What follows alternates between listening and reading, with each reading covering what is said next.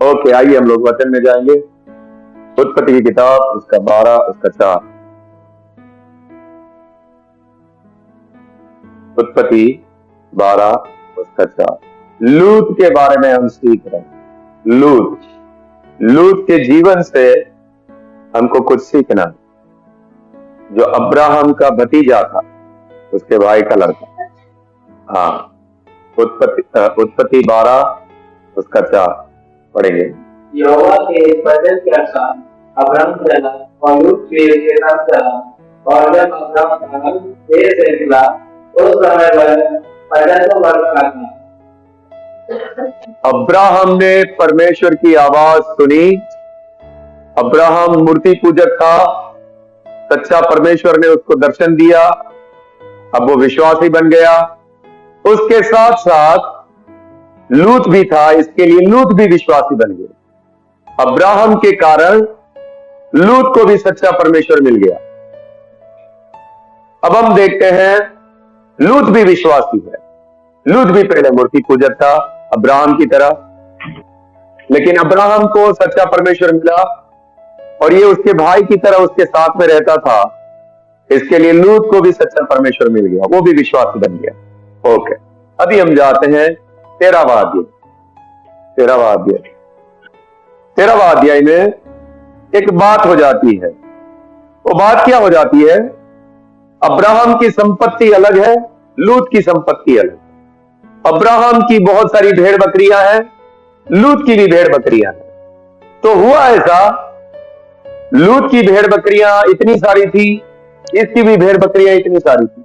अभी जब वो भेड़ बकरी चराने वाले जो नौकर उन्होंने रखे थे, एक साथ में भेड़ बकरी चराते समय इतना बड़ा झुंड है तो आसान नहीं होता। हाँ, किसी की भेड़ बकरियां इधर चली गई, किसी की इधर चली गई, इसमें झगड़ा होने लगा। तो उस समय में लूत क्या करता है? 10 से 13 पढ़ेंगे। 8 से पढ़िए। तो अब्राहम लूत से कहने लगा, मेरे और तेरे बीच और मेरे और तेरे चरवाहों के बीच में झगड़ा ना होने पाए। अब्राहम बोलता है, हम लोग विश्वासी भाई है, आपस में झगड़ा नहीं होना चाहिए। हाँ, तेरे चरवाहे मेरे चरवाहे झगड़ा करेंगे तो वो झगड़ा हमारे साथ भी हो जाएगा, तो ऐसा झगड़ा नहीं होना चाहिए। आगे, क्योंकि हम लोग भाई भाई है। हाँ, क्या तारा तेरे सामने नहीं, इसीलिए मुझसे अलग हो जा। यदि तू बाएं हो जाए तो मैं दाहिनी हो जाऊंगा, और यदि तू दाहिनी हो जाए तो मैं बाईं हो जाऊंगा। हाँ, तेरे पास इतनी सारी भेड़ बकरियां हैं, मेरे पास भी इतनी सारी भेड़ बकरियां हैं, अभी साथ में रहना मुश्किल लग रहा है। तो एक काम कर, तू इस तरफ जाएगा राइट साइड में तो मैं लेफ्ट में जाऊंगा, तू लेफ्ट में जाएगा तो मैं राइट में जाऊंगा, ताकि एक साथ रहेंगे नहीं, भेड़ बकरियों का झगड़ा नहीं होगा, तो हम लोग अलग अलग जगह पे जाते हैं। ओके, आगे। तब लूत ने हाथ उठाकर नदी के पास वाली सारी तराई को देखा कि वह सब सींची हुई है। ओके, लूत बोला वेरी गुड। अभी लूत के हाथ में है कौन से वाली जमीन मेरे को चुननी, तो उसने अच्छी वाली जमीन देखी, हरी भरी, जहां पे बहुत सारी हरियाली है, भेड़ बकरियों को खूब चारा मिल जाए, ऐसी जगह वो खुद पसंद कर रहा है। आगे, जब तक यहोवा ने सदोम और अमोरा को नष्ट ना किया था, तब तक सोवर के बाद यहोवा की बारगाह भविष्य देश के समान उपजाऊ जमीन दिख रही है उसको।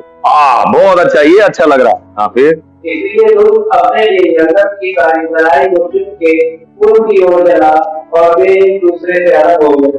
हाँ, अब्राहम देश में रहा, पर लूत उस लड़ाई के नजरों में रहने लगा और अपना तंबू सदोम के निकट खड़ा किया। सदोम के लोग यहोवा की नजर में बड़े दुष्ट और पापी थे। हाँ, सदोम के पास जाकर रहने लगा, और सदोम के लोग कैसे थे? दुष्ट और पापी। अब यहां हम देखते हैं, अब्राहम भी विश्वासी है, लूत भी विश्वासी है, लेकिन लूत एक ऐसा विश्वासी है जो सोच समझ कर नहीं चल रहा। हाँ, उसका जीवन डामाडोल है। वो सच्चा परमेश्वर उसको मिल तो गया, लेकिन वो चलेगा अपनी मर्जी से, वो शरीर की इच्छाओं के अनुसार जिएगा। उसको अच्छा लग रहा है, उसको मालूम है कि वहां पे दुष्ट लोग रह रहे हैं, वहां पे व्यभिचारी लोग रह रहे हैं, लेकिन वो सब वो सोच नहीं रहा है। मेरी भेड़ बकरियों की बढ़ोतरी हो जाएगी, बहुत दूध आ जाएगा। हाँ, मेरी भेड़ बकरियों के लिए खूब चारा हो जाएगा। वो शारीरिक दृष्टि से देख रहा है, वहां पे वो जितनी दुष्टता है, कितना पाप उस जगह पे है, उसको नहीं देख रहा। विश्वासी है, लेकिन जीवन डामाडोल है, अपनी मर्जी से चलने वाला एक विश्वासी। होता क्या है, अब देखो तकलीफ में कितना ज्यादा आ जाता, सोच समझ के ना चलने के कारण, परमेश्वर से अगुवाई न मांगने के कारण, अपनी इच्छा में चलने के कारण वो तकलीफ में आ जाता है। वो हम देखते हैं 18वां अध्याय में हम देखते हैं कि परमेश्वर उसके ऊपर, अब्राहम के ऊपर प्रकट करते हैं 18वां अध्याय में कि मैं सदोम और अमोरा को नाश करने वाला। और अब्राहम मध्यस्थी करता है, परमेश्वर से प्रार्थना करता है।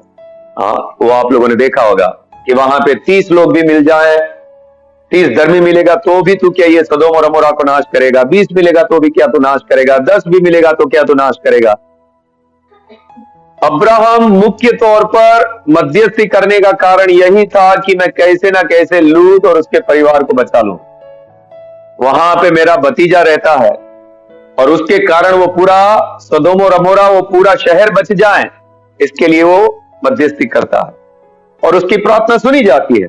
परमेश्वर क्या करते हैं, सदोम और अमोरा को नाश करने से पहले स्वर्गदूत को भेजता है लूत और उसके परिवार को बचाने के लिए। उसके लिए हम लोग थोड़ा देखते हैं 19वें अध्याय में, 19 का 12 से पढ़ेंगे। अभी स्वर्गदूत आए हुए हैं मनुष्य रूप लेकर लूत और उसके परिवार को बचाने के लिए। पढ़ेंगे। फिर उन हस्तियों ने लूत से पूछा, यहाँ तेरा और कौन है? हाँ। दामाद, बेटे, बेटियां और नगर में तेरा जो कोई हो, उन सबों को लेकर इस स्थान से निकल जा। जितने भी तेरे रिश्तेदार हैं, उन सब को लेकर इस नगर से निकलो। हाँ, फिर आगे। क्योंकि हम यह स्थान नष्ट करने वाले हैं। ये पूरा स्थान नाश करने वाले हैं।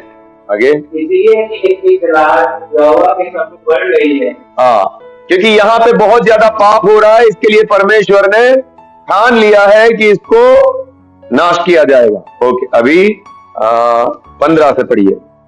जब वो पढ़ने लगी तब दूतों ने उससे जल्दी करने को कहा और बोले, कोई अपनी पत्नी और दोनों बेटियों को जो यहाँ है ले जा, नहीं तो तू भी इस नगर के अंदर में बंद हो जाएगा। वो निकल नहीं रहे हैं। स्वर्गदूत ने बोल दिया तो भी ये लोग छोड़ के जाना नहीं चाहते हैं सदोम और अमोरा को। उसने बोल दिया इसको नाश करने वाले हैं, सब रिश्तेदारों को जितने तेरे हैं सबको लेके निकल। नहीं निकल रहे हैं। 16 पढ़िए, देखिए क्या हो रहा है। क्या कर रहा है? सदोम और अमोरा छोड़ना नहीं है उसको, विलंब कर रहा है, निकल नहीं रहा है। कैसे निकालना पड़ा जरा देखो आगे। इस पर उन पुरुषों ने उसका और उसकी पत्नी और दोनों बेटियों के हाथ पकड़े, क्योंकि यहोवा की दया उस पर थी। कैसे निकाल रहे हैं? बात से नहीं सुन रहे, उनको खींच कर निकाल कर लेके जा रहे हैं। कौन है ये लोग? कौन है? लूत और उसका परिवार विश्वासी है, लेकिन गोद में किसकी रहना चाहते हैं? सदोम और अमोरा की। हम छोड़ के जाना नहीं चाहते इसको। उसको हाथ पकड़कर खींच कर निकाला जा रहा। फिर आगे। और उनको निकाल कर नगर के बाहर कर दिया। निकाल के नगर के बाहर खींच कर लेकर गए। आगे। और ऐसा हुआ कि जब उन्होंने उनको बाहर निकाला तब अपना प्राण लेकर भाग गया। भाग अभी, अपना प्राण बचाकर तू भाग, अभी आग बरसने वाला है। हाँ। पीछे की ओर ना ताकना। हाँ। और तराई में ना डरना। इधर रुकना नहीं, इस तराई में भाग। आगे। उस पहाड़ पर भाग जाना। ऊंचे पर जा, पहाड़ पर जा। इस तराई में नीचे, पहाड़ के नीचे की जो जगह होती है उसको तराई बोलते हैं। इस तराई में मत रहे, ऊपर पहाड़ पर चढ़ जल्दी। हाँ। नहीं तो तू भी भस्म हो जाएगा। अगर रुका तो तू भस्म होने वाला है। हाँ। आगे। लूत ने उससे कहा, हे प्रभु ऐसा ना कर, देख इस रात पर तेरी अनुग्रह की दृष्टि हुई है और तू इसमें बड़ी कृपा दिखाई कि मेरे प्राण को बचाया है, पर मैं पहाड़ पर भाग नहीं सकता। कहीं ऐसा ना हो कि कोई विपत्ति मुझ पर आ पड़े और मैं बन जाऊं। मैं पहाड़ पर भाग नहीं सकता, मैं बूढ़ा हो गया हूं, मेरे अंदर इतनी शक्ति नहीं है, तो तू मुझे पहाड़ पर जाने मत दे। हाँ फिर देख पर अगर ऐसा निकट है कि मैं वहां भाग सकता हूँ, और वह छोटा नहीं है, मुझे वही भाग जाने दे। क्या वह नगर छोटा नहीं और मेरा प्राण बच जाएगा? हाँ, बोलता है बाजू वाला छोटा शहर है, मैं उधर भाग जाता हूँ, मैं ऊपर चढ़ नहीं पाऊंगा। हाँ, तो स्वर्गदूत बोलते हैं ठीक है, आगे पढ़िए। उसने उसे कहा, देख मैंने इस बस्ते में तेरी विनती स्वीकार की है कि जिस नगर की यज्ञ तूने की है उसको मैं नष्ट न करूंगा। हाँ, तू जिधर भाग रहा है ठीक है, मैं उस नगर को नष्ट नहीं करूंगा, उधर चला जाऊं। उल्टी से वहां भाग गया, क्योंकि जब तक तू वहां ना पहुंचे तब तक मैं कुछ ना कर सकूंगा। ओके, जल्दी से वहां निकल जा, जब तक तू यहां से नहीं जाएगा तब तक मैं कुछ नहीं कर सकता। ओके, लूत सच्चा विश्वासी था, बाइबल बताती है। दूसरा पत्रस 2 उसका 7 पढ़िए।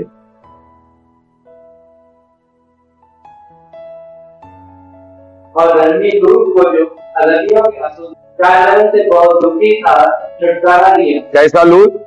धर्मी। हाँ, विश्वासी है, एक ऐसा विश्वासी जो है तो विश्वासी लेकिन जीवन डामाडोल है, रहना किधर चाहता है? सदोम अमोरा, यानी संसार में वो आनंदित रहना चाहता है, वो संसार का मार्ग छोड़ना नहीं चाहता, उनको शारीरिक बातों में ही रहना है। उद्धार पाया हुआ व्यक्ति लूत क्या कर रहा है? लूत तू यहां पे क्या कर रहा है? क्या तू परमेश्वर की अगुवाई से इधर आया है? तू क्या परमेश्वर के प्रार्थना करके पूछ के यहां पे आया है? तुझे मालूम भी है इस नगर का क्या होने वाला है, तुझे मालूम भी है तेरे पड़ोसी कैसे हैं, तुझे मालूम भी है तेरी 2 जवान लड़कियां हैं, वो तू ऐसी जगह पे जा रहा है, वो क्या सीखेगी? कुछ हिसाब किताब नहीं किया उसने, सांसारिक तरीके का जीवन जीकर वो पहुंच गया उधर। और आप 19वां अध्याय पढ़ेंगे तो आपको मालूम पड़ जाएगा उसकी बेटियों की सोच कैसी थी। उसकी बेटी ऐसा सोच रही है कि अब पूरी दुनिया नाश होगी। उनको लगा, जब आसमान से आग बरसते हुए देखा तो उसको लगा पूरी दुनिया में बरसी है, उनको नहीं लगा कि ये सदोम और अमोरा में बरसी, उसको लगा पूरी दुनिया नाश हो गई। तो बोल रही है अभी सब नाश हो गए, हम अपने बाप के द्वारा बच्चा पैदा करते हैं। तो सोच कहां से आई उसको? सदोम अमोरा में रहकर, वहां व्यभिचारी लोगों के बीच में रहकर उसको ऐसी सोच आई है। वहां पे ऐसा पाप करते होंगे बाप बेटी भी, इसलिए तो परमेश्वर नष्ट करना चाहता था उस जगह को। अभी वियारा में, हम लोग वियारा में, गुजरात में वियारा में एक एरिया है, वहां पे ऐसा व्यभिचार हो रहा है, चाचा भतीजी आपस में, भाई बहन सब व्यभिचार कर रहे हैं। तो मैं वो भाई को बोला ये तो सदोम अमोरा है भाई। बोला हाँ, ये सदोम अमोरा ही है, यहाँ पे सब कुछ हो रहा है, बूढ़ी बूढ़ी औरतें जवान लड़कों को लेकर व्यभिचार कर रही है। ये सोच लूत की पत्नी को कहां से आई? उस जगह पे रहकर आई। कौन है ये परिवार? विश्वासी परिवार। गलती क्या है? जो मार्ग परमेश्वर ने दिया है उस मार्ग में नहीं चलना, अपनी मन मर्जी करके चलना। सदोम अमोरा यानी संसार, हमारे लिए वो संसार, हमको प्रभु की इच्छा से कोई लेना देना नहीं है। हमारा उद्धार हो गया लूत की तरह। अब हम अपनी मर्जी से जिएंगे। बाइबल में क्या लिखा है, क्या करना चाहिए, उससे क्या लेना देना। हम अपने हिसाब से जिएंगे। ठीक है, आप एक व्यक्ति शायद बच जाएंगे, लेकिन आपका परिवार का क्या होगा? आपने सोचा है? क्या आप पूरी ताकत लगा रहे हो अपने परिवार को बचाने के लिए, अपने बच्चों को प्रभु के मार्ग में चलाने के लिए? क्या आप पूरी शक्ति लगा रहे हैं? क्योंकि ऐसे ही तो सोचने से नहीं होगा, 2 प्रार्थना करने से नहीं होने वाला। आप कितना शक्ति लगा रहे हैं उसके लिए? आप क्या क्या उसके लिए छोड़ने के लिए तैयार है? मुझे प्रभु, मेरा परिवार, मुझे प्रभु संसार का मार्ग नहीं चाहिए, मुझे मेरे परिवार को, मेरे पत्नी को, मेरे रिश्तेदारों को, मेरा पूरा शक्ति यही लगाना है, मुझे तेरे मार्ग में चलना, मुझे तेरी सेवा करनी है। वो कैसे जी रहा है मालूम है? वो आनंदित नहीं है। लूत जब वहां पे जी रहा था वो खुशी से नहीं जी रहा है। देखिए दूसरा पत्रस 2:6 से पढ़िए। तो खुशी से नहीं जी रहा है। प्रभु की इच्छा के बाहर जाने से आप खुश नहीं रहोगे। आपको कुछ पैसा वैसा मिल जाएगा, आपकी शारीरिक इच्छाएं पूरी हो जाएगी, लेकिन आप खुश नहीं हो। पढ़िए। और सदोम और अमोरा के नगरों को विनाश का ऐसा दंड दिया कि उन्हें बसत करके राख में मिला दिया, ताकि वे आने वाले वक्त ही लोगों की इच्छा के लिए एक दृष्टांत बने। आगे। और धर्मी लूट को देवदरियों के अशुद्ध आचरण से भौगोलिक का छुटकारा दिया है। आगे। क्योंकि वह धर्मी उनके बीच में रहते हुए और उनके अधर्म के कामों को देखकर और सुनकर हर दिन अपने सच्चे मन को पीड़ित करता था। क्या होता था? पीड़ित होता था वहां के पापों को देखकर। आप वो घटना देखेंगे, जब लूत के घर पे स्वर्गदूत भी आते हैं तो उसके घर को घेर लिया जाता है, और वो लोग जो बाहर लूत के घर पे आए हैं वो बोल रहे हैं, जो पुरुष तेरे घर पे स्वर्गदूत है, मनुष्य बनकर आए हैं, वो बोलते हैं उनको बाहर निकाल, हम उनके साथ शारीरिक संबंध करेंगे। पुरुष आकर बोल रहे हैं उन पुरुषों को निकाल, हम उनके साथ शारीरिक संबंध करेंगे। बात यही है, आप लोग भी उद्धार तो प्राप्त किए हैं, कहीं आप भी तो लूत की तरह नहीं है। हाँ, उद्धार तो प्राप्त किया। आपकी पत्नी का क्या होगा? आपके पति का क्या होगा? आपके बच्चों का क्या होगा? क्या आप उनके बारे में गंभीरता से सोच रहे हैं? आपके जीवन के जो निर्णय हैं क्या परमेश्वर के वचन के अनुसार ले रहे हैं? अब गवाही कैसी हो गई? लूत भाई साहब की गवाही कैसी हो गई? उसके परिवार की गवाही कैसी हो गई? उनकी बेटियों का सदियों से सब लोग बोल रहे हैं हाय हाय ये क्या हो गया परिवार, विश्वासी परिवार के साथ। कोई परवाह नहीं थी उसको ये सब बातों में। भागना नहीं चाहते हैं, सदोम अमोरा से आग बरसने वाली है, भागना नहीं चाहते हैं। आप में से कई लोग अभी भी बाहर निकलना नहीं चाहते हैं। प्रभु की इच्छा को पूरा करने के लिए मैं चिल्ला चिल्ला के थक गया, आपको नहीं निकलना है। आप उसकी गोद में, सदोम अमोरा की गोद में सोए हुए हैं, आपको नहीं निकलना। मैं तो आपको हाथ पकड़ के तो खींच नहीं सकता, भाई तू प्रभु में चल।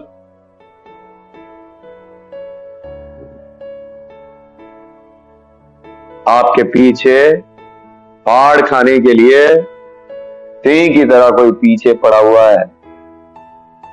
कई लोगों को तो आत्मिक रीति से पूरा दबा के रख दिया है और कोई परवाह नहीं है ये सब बात की। दूसरा पत्रस 3 उसका 10 और 11।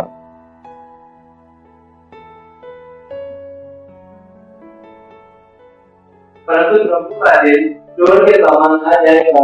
उस दिन आकाश बड़ी आग आराम के शब्द से ज्यादा रहेगा और तत्व बल बहुत ही कष्ट होकर बिगड़ जाएंगे और पृथ्वी को उस पर के काम जल जाएंगे। पृथ्वी और उसके काम जलने वाले हैं।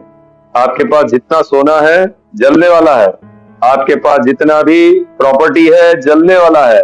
फिर 11 जबकि ये सब वस्तुएं इस रीति से पिघलने वाली है, ये सब वस्तु पिघलने वाली है। हाँ, तो तुम्हें पवित्र आचरण और भक्ति में कैसे मदद होना चाहिए। तो तुमको जब ये सब कुछ पिघलने वाला है जो सदा नहीं रहेगा, तो तब तुमको पवित्र चाल चलन में और भक्ति में कैसा मनुष्य होना चाहिए। धर्मी लूत का परिवार देख लो, धर्मी लूत की बेटियां देख लो।